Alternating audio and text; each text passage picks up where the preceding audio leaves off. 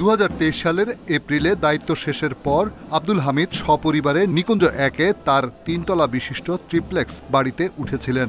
দুদকের অভিযোগ, সাবেক রাষ্ট্রপতি আব্দুল হামিদ তার ব্যক্তিগত বাড়ি সংলগ্ন এলাকায় সাজসজ্জা ও সৌন্দর্য বর্ধন করেছেন।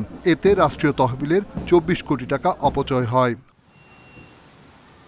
অভিযোগ অনুযায়ী বাড়ির দুপাশের রাস্তায় লেক সংলগ্ন অংশ, ব্রিজ, ল্যাম্পপোস্ট এসব কাজে সরকারি অর্থ খরচ করা হয়েছে, যা মূলত ব্যক্তিগত সুবিধার জন্যে।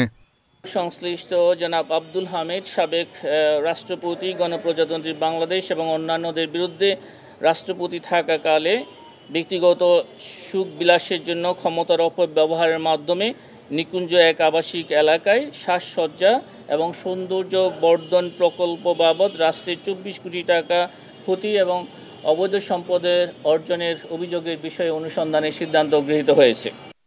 একই দিনে ঋণের নামে প্রায় 2000 কোটি টাকা আত্মসাতের অভিযোগে এস আলম গ্রুপের সাইফুল আলম মাসুদ সহ 34 জনের বিরুদ্ধে মামলা করেছে কমিশন। জনাব মোহাম্মদ সাইফুল আলম, পরিচালক S Alam trading company private limited, S Alam ভবন, আসাদগঞ্জ, চট্টগ্রাম সহ মোট 34 জনের বিরুদ্ধে মামলা রুজুর সিদ্ধান্ত গৃহীত হয়েছে। ইতিমধ্যে এই মামলাটি রুজু হয়েছে। এদিকে আদালতের নির্দেশে কক্সবাজারের মহেশখালীতে এস আলমের 200 একরের বেশি লবণের মাঠ ক্রয় করেছে দুদক। রিশাদ হুদা, ইন্ডিপেন্ডেন্ট নিউজ, ঢাকা।